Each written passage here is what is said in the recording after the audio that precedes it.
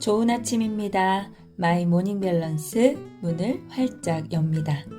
이기는 습관 중 20번째 습관, 마지막 날까지 하이퍼포머가 되어라 중 일부를 읽어드리도록 하겠습니다. 한 여인이 간디를 찾아와 간청했다. 제 어린 아들이 설탕을 너무 많이 먹습니다. 당신처럼 유명한 분이 타일러 주시면 제가 말하는 것보다 훨씬 설득력이 있을 것입니다.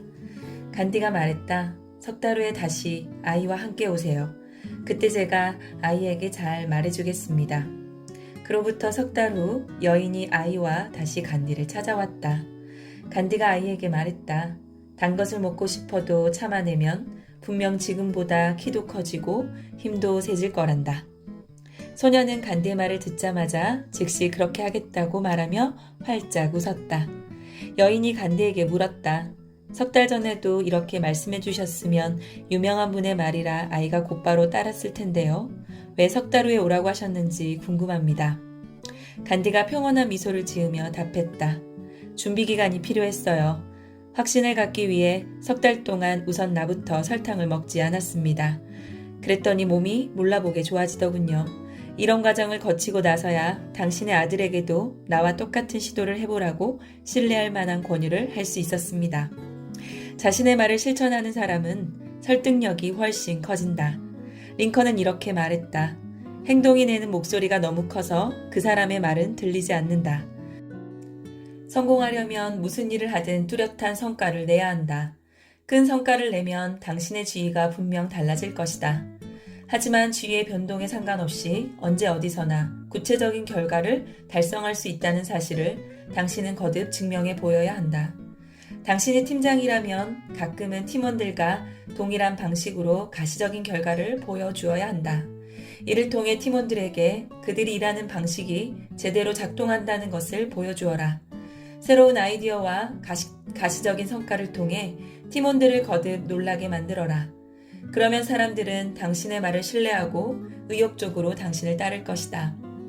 당신의 본보기는 긍정적이든 부정적이든 다른 사람들의 행동에 영향을 미친다. 만일 당신이 어떤 방해 요소로 인해 목표 달성에 지장을 받으면 당신의 팀원들 또한 그럴 것이다. 만일 당신이 자기 통제력을 발휘하고 결과지향적으로 일하면 당신의 팀원들 또한 그럴 것이다.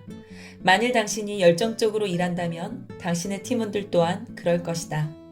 팀원들에게 당신 자신을 실제보다 더 성실한 사람으로 보이도록 속일 수 있다고 절대로 착각하지 마라.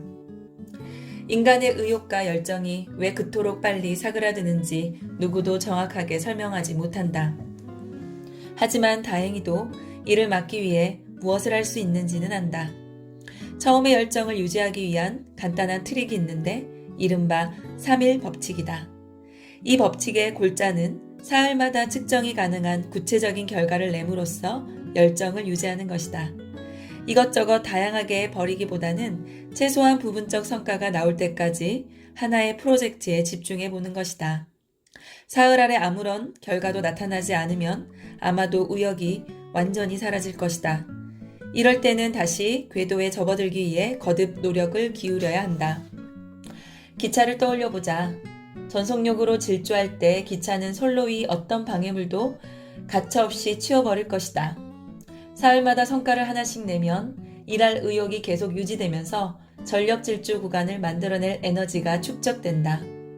관리자와 감독관, CEO가 되어서도 이 3일의 법칙을 활용하면 직원들은 당신의 긍정적인 에너지에 깊은 영향을 받게 되고 이를 통해 당신은 탁월한 본보기가 된다. 나아가 직원들은 사흘에 한 번 정도는 당신의 지원을 필요로 한다. 용기도 북돋워주고 동기도 부여해주고 직원들에게 그들이 혼자가 아니며 당신이 그들을 도와줄 거라는 메시지를 어떤 형태로든 전달해 주어라. 적응 단계에 있는 신입사원은 사흘마다 가시적인 성과를 거두기가 힘들 수도 있다.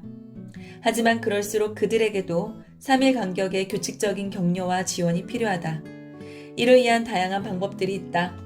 예를 들어 1대1 미팅을 짧게라도 가질 수 있고 샘플 파일을 만들어줄 수도 있다.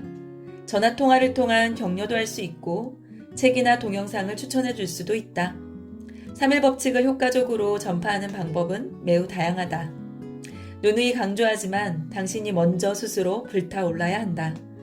마지막 날까지 당신 스스로 하이퍼포머가 되어야 직원들도 마지막 날까지 최고의 성과자가 된다. 직원들이 빨리 걷기를 원하는가?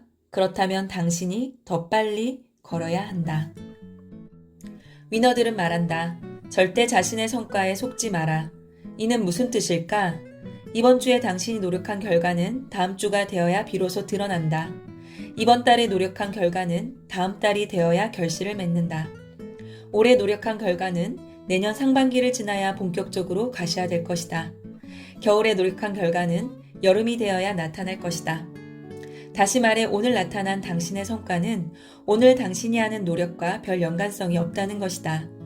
따라서 오늘 나타난 좋은 성과에 취하지도 말고 오늘 나타난 저조한 성과에 좌절할 필요도 없다. 오늘 어떤 결과가 나타났든 간에 당신이 해야 할 일은 한결같은 열정으로 씨를 뿌리는 것이다. 사람들은 성과가 아니라 행동으로 당신을 평가할 것이다. 당신이 부지런한 농부인지 게으른 농부인지가 수학의 결과보다 더 사람들에게 깊은 영향을 미칠 수 있다는 사실을 잊지 마라. 그러면 당신은 마지막 날까지 하이퍼포머가 되어 강력한 설득력과 탁월한 리더십을 사람들에게 보여줄 것이고 이를 통해 지혜로운 본보기가 될 것이다.